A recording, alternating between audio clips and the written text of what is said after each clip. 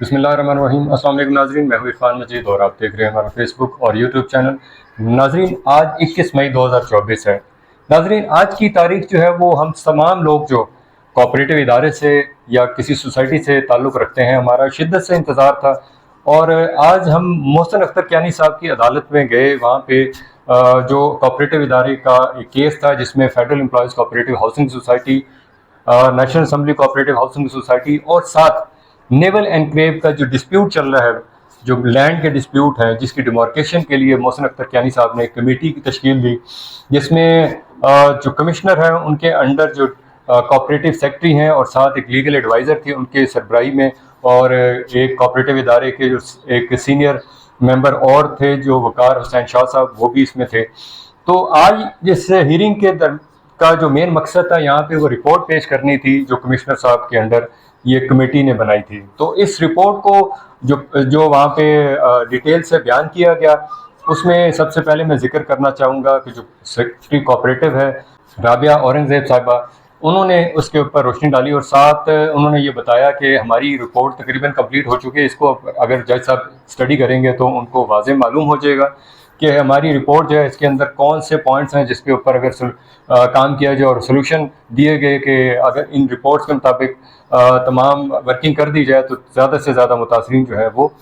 उनको प्लॉट्स मिल सकते हैं, पोजेशनेबल प्लॉट्स मिल सकते हैं। इसके साथ जो लीगल एडवाइज़र सादिया शहजादी साहिबा ने, उन्होंने बताया कि अब तक जो मुतासरीन हैं वो 293 लोग हैं जिन्होंने उनके साथ शामिल हुए और एप्लीकेंट बने, और ये मुतासरीन की जो तादाद है वो अभी क्लियर नहीं हो रही, क्योंकि अगर देखा जाए तो ये तकरीबन 5,000-5,500 या 6,000 मुतासरीन है, लेकिन एप्लीकेंट जो है वो 293 लोग ही इसमें हैं। नाज़रीन, मैं साथ ये बताना चाहूँगा कि आज जो है वो एक कसीर तादाद जो है वो मुतासरीन की वहाँ पे आई है, और मुतासरीन की जो है वो कोशिश थी कि वो इस केस के अंदर शामिल हों, लेकिन मोहसिन अख्तर कियानी साहब ने सिर्फ लॉयर्स, क्योंकि आज लॉयर्स की जो एक कसीर तादाद थी जो दर्जनों में थे, जिसमें federal employees cooperative housing society के लॉयर्स थे, national assembly cooperative housing society और सीडीए की तरफ से भी रिप्रेजेंटेटिव थे। तो ये तमाम जो लोग थे वहाँ पे एक कसीर तादाद में इकट्ठे हो गए थे, लेकिन उसमें लॉयर्स को बोलने का इतना मौका नहीं दिया गया। लेकिन जो डीसी जो कोऑपरेटिव सेक्रेटरी है, उन्होंने इस केस को जो है वो तफसीलन बयान किया गया। नाजरीन, इसके अंदर जो लब्बे लबाब जो पॉइंट है वो मोहसिन अख्तर कियानी साहब ने इस बात के ऊपर जोर दिया कि ये सोसाइटीज़ जो हैं इनके जब तक एलओपी और एनओसी नहीं होंगे तब तक इसके अंदर जो डेवलपमेंट है वो भी इलीगल है। बल्कि ये उन्होंने यहाँ तक कह दिया कि सोसाइटी ही इलीगल है, लेकिन कोऑपरेटिव बायलॉज के अंदर किसी सोसाइटी को सीडीए जो है वो किसी तरीके से भी जो है इलीगल नहीं करार दे सकता। ये डिपार्टमेंट जो था वो सिर्फ कोऑपरेटिव सेक्शन है वो, क्योंकि जब कोऑपरेटिव अगर आप उसके सिस्टम को समझें तो वो जब भी चंद मेंबरान इकट्ठे होकर किसी सोसाइटी को रजिस्टर करते हैं तो वो सोसाइटी लीगैलिटीज़ की तमाम रिक्वायरमेंट पूरी करती है। नाजरीन, जो सोसाइटी के अंदर सुकम रह जाते हैं उसको टाइम टू टाइम जो है वो सीडीए बायलॉज और कोऑपरेटिव बायलॉज के अंदर उसको क्लियर किया जाता है। लेकिन आज की जो मेन हियरिंग जिसपे तमाम फोकसेस हुए, जिसमें तमाम डायरेक्शंस दी गई, वो सिर्फ एक ही थी कि मोहसिन अख्तर कियानी साहब ने सीडीए को और कोऑपरेटिव इदारे को और सोसाइटी को इस चीज़ के ऊपर पाबंद किया कि आप तमाम रिक्वायरमेंट सोसाइटीज़ जो है वो पूरी करें और सीडीए जो है इसके एलओपी को हर सूरत जो है क्लियर करें, और तमाम सहूलतें जिस तरह अमेनिटीज़ की जगह हो तमाम चीज़ें देखी जाएँ, और जो ऑलरेडी वायलेशन हो चुकी है उसका भी कोई ऐसा सद्देबाब निकाला जाए ताकि मुतासरीन जो है वो जल्द से जल्द एडजस्ट हो सके। नाजरीन, इसी के साथ मैं आपको एक रिपोर्ट जो है वो बताना चाहूँगा कि एक बहुत वाज़ेह चीज़ें जो हैं वो इसमें बयान की गई थी। मैं चाह रहा था कि अपने सामीन और नाजरीन को इसके बारे में बताया जाए। नाजरीन, जैसे इस रिपोर्ट में या मैंने इस चीज़ों को हमने देखा और साथ इसको कंपाइल करने की कोशिश की कि जो सूरत हाल आने वाली है उसके ऊपर अगर हम तज्जिया रखें और एक पोल रखें कि आप लोग जो हैं इसमें पार्टिसिपेट करें, अपने कमेंट्स दें और आपको मालूम हो सके कि अगर ऐसी सूरत हाल हो तो मुतासरीन जो है वो किस तरफ खड़े होना चाहिए। जैसे कि आज इस्लामाबाद हाई कोर्ट में केस की समाअत मेंबरान के लिए काफ़ी हौसला अफजा थी। जस्टिस मोहसिन अख्तर कियानी साहब ने वाशगाफ अल्फाज में बता दिया कि 26 जून तक तीनों एलओपी मंजूर ना हुए तो इंतजामिया को फारिग करके सोसाइटी सीडीए के हवाले कर दी जाएगी। जो सोसाइटी के असासे फरोख्त करने के मेंबरान को इनकी रकम अदा कर दी जाएगी। मेंबरान की इसमें बेहतरीन दाद रसी मुमकिन नहीं है। इस वक्त सोसाइटी के असासे 10 अरब से ज़्यादा हैं। नीलामी की सूरत में 5 अरब تو مل ہی جائے گا، جس پر ہر متاثرہ شخص کو 8 لاکھ روپے فی کس پلاٹ مل جائیں گے۔ ہمارے سامنے بینکر سٹی کی مثال موجود ہے، کیونکہ یہ بینکر سٹی کا جو کیس ہے وہ سیم اسی طرح کی سچویشن کریٹ ہو گئی تھی جس کے اوپر پھر نیب نے یا اداروں نے کام کیا۔ اس میں آپ کو بتانا چاہوں گا، ہمارے سامنے بینکر سٹی کی مثال جو ہے وہ موجود ہے۔ 2004 میں 4500 سے زیادہ ممبران سے تقریباً 5 ارب روپے جمع کیے گئے۔ نیب نے بینکر سٹی کے مالک راج شاہ کو 7 سال قید دی۔ 7 سال کی سزا کاٹنے کے بعد راج شاہ صاحب تو باہر آ گئے، لیکن بینکر سٹی کے اربوں روپے کی اراضی جو ہے وہ نیب نے اپنی تحویل میں لے لی، جو آج بھی نیب کی تحویل میں ہے۔ بینکر سٹی کے اکثر متاثرین اس وقت دربدر ہو رہے ہیں۔ انہوں نے اپنے آنے والی نسلوں کے لیے سرمایہ کاری کی تھی، جو قرب قیامت میں بھی ان کو مل جائے تو اس طرح جناح گارڈن کے متاثرین کی آنے والی نسلیں اپنے آباء و اجداد کے سرمایہ کاری سے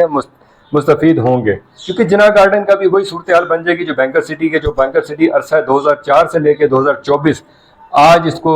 20 سال ہو گئے ہیں، لیکن آج تک اس کا کوئی حل نہیں نکل سکا۔ بینکر سٹی کے متاثرین بھی اسی طرح دربدر ہو رہے ہیں۔ لہٰذا تمام ممبران کوشش کریں کہ یہ کمیٹی برطرف ہو اور ممبران کے مسائل حل ہوں۔ دوسری بات کہ قانون کے مطابق متاثرین نے جتنی رقم سوسائٹی میں جمع کرائی ہے اس میں سے صرف 10% کٹوتی ہو سکتی ہے، اس سے زیادہ نہیں۔ لہٰذا پلاٹس کے الاٹمنٹ کے وقت جو رقم جمع ہوئی تھی اس کا 90% واپس مل جائے گا۔ یعنی آخر میں یہی کہا جا سکتا ہے کہ امید پہ دنیا قائم ہے، لیکن میں آج بھی اس چیز پہ کنونس ہوں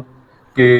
جو مینجمنٹ کمیٹی ہے کسی صورت میں بھی ہو تو وہ کچھ نہ کچھ ڈیلیور کروا سکتی ہے، لیکن اگر یہی سوسائٹی سی ڈی اے کے انڈر دے دی گئی اور وہاں پہ ایڈمنسٹریٹر یا کوئی ایسا شخص بٹھا دیا گیا اور کمیٹی بٹھا دی گئی تو وہ اس سوسائٹی کے اثاثوں کو اونے پونے میں بیچیں گے اور آخر میں جو متاثرین ہیں وہ بینکر سٹی کی صورتحال میں ہی رہیں گے۔ ناظرین، میں آج آپ کے ساتھ ایک اپنا ذاتی تجربہ بھی شیئر کروں گا کہ میں نے 2003 کے اندر عسکریہ ٹاؤن ایک اسی طرح بینکر سٹی کی طرح ایک سوسائٹی تھی، میں نے اس کی فائل خریدی۔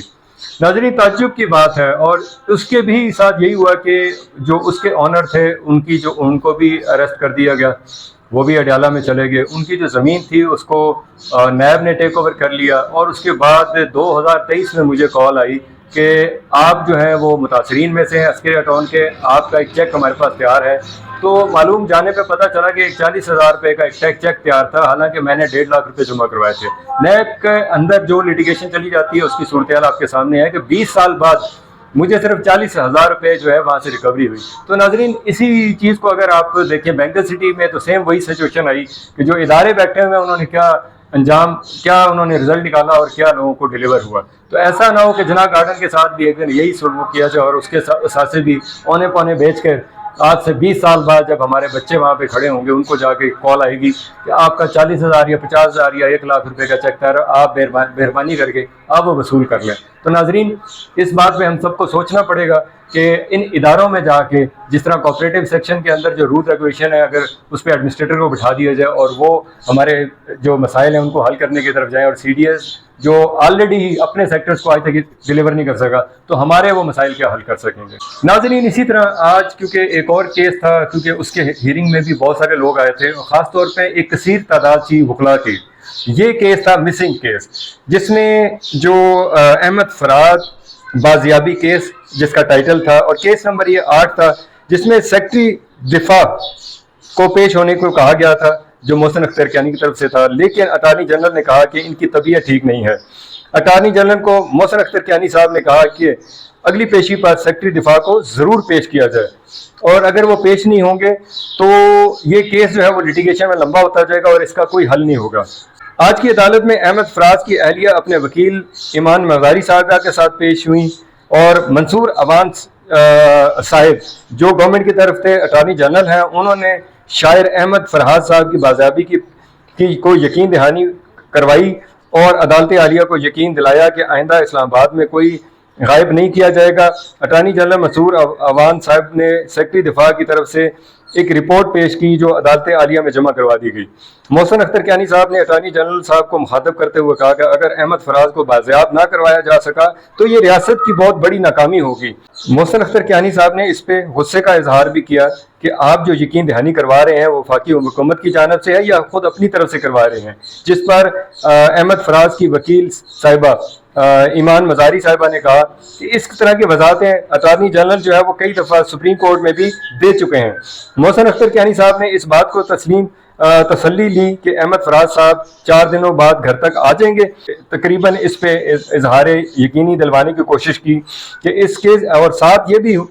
ساتھ محسن اختر کیانی صاحب نے یہ بھی کہا کہ اگلی جو پیشی ہے وہ 24 مئی کی ہو رہی ہے، اور ہم امید رکھتے ہیں کہ احمد فراز صاحب جلد از جلد بازیاب کرا لیے جائیں گے اور ان کے گھر والوں کی آنکھوں کو ٹھنڈک ملے گی۔ اللہ تعالیٰ اس طرح کے وقت کسی کو نہ دکھائے۔ تو یہ مسنگ پرسن کا جو کیس ہے یہ بھی آج کی اس محسن اختر کیانی صاحب کی عدالت میں ایک مین کیس تھا، جس میں درجنوں کے حساب سے وکلاء پیش ہوئے اور بہت سارے لوگ اس کو سننے، اور بہت سارے میڈیا کے جو لوگ تھے انہوں نے بھی اس کو کور کیا۔ ناظرین، ساتھ ہی انہوں نے یہ بھی بتایا کہ بلوچستان کے اندر یہ مسنگ پرسن والا جو کیس ہے یہ بہت ہائی لائٹڈ ہوا ہے، بہت سارے لوگ جو ہیں وہاں سے مس ہوئے ہیں، خاص طور پہ طلباء کی بہت بڑی تعداد ہے، جس پہ اٹارنی جنرل نے کہا کہ ہم نے تقریباً 65 سے زیادہ لوگ جو ہیں ان کو بازیاب کروایا اور باقیوں کی بھی کوشش کر رہے ہیں۔ تو محسن اختر کیانی صاحب نے کہا کہ یہ آپ لوگوں کی ذمہ داری ہے، اور آپ لوگ خیال رکھا کریں کہ جس طرح ٹیررسٹ ہیں، آپ عام جو لوگ ہیں، جو عام شہری ہیں، ان کو ٹیررسٹ نہ کریں اور نہ ہی ان کو اس طرح کا مسنگ لوگوں میں لے کے جائیں۔ ٹیررسٹ جو ہیں یا ان کے جو ایسے معاملات ہیں ان کے اوپر آپ ایکشن لے سکتے ہیں، لیکن یہ جو لوگ ہیں جب آپ ان کے ساتھ مسنگ کیسز والا سلسلہ شروع کریں گے تو ان کی فیملیز جو ہے ان کے اندر اضطراب کی کیفیت پائی جاتی ہے اور وہ لوگ اپنے پیاروں کو ڈھونڈتے رہ جاتے ہیں۔ تو اس کا آپ لوگ خیال رکھیں، اور جو مسنگ والا سلسلہ ہے اس کے اوپر خاص توجہ دی جائے کہ جو اس طرح کے کرائم میں شامل ہیں ان کے اوپر تو اس طرح کے ایکشن ہو سکتے ہیں، لیکن نارمل لوگ، وہ لوگ جو صرف اپنی آواز بلند کرتے ہیں یا وہ لوگ جن کی آواز آپ کو پسند نہیں ہے، ان کے لیے ایسے حالات مت پیدا کریں کہ جو ریاست کے لیے اور لوگوں کے لیے تشویش کا موجب بنے۔ اسی کے ساتھ اپنے دوست اپنے بھائی عرفان مجید کو اجازت دیجیے۔ اللہ تعالیٰ ہم سب کا حامی ناصر ہو۔ آئندہ کی جو سماعت ہوگی ہم کوشش کریں گے کہ آپ کو اس کے بارے میں تفصیلاً آگاہ کریں۔ ہمیں بھی اپنی دعا میں یاد رکھیے گا۔ السلام علیکم ورحمۃ اللہ۔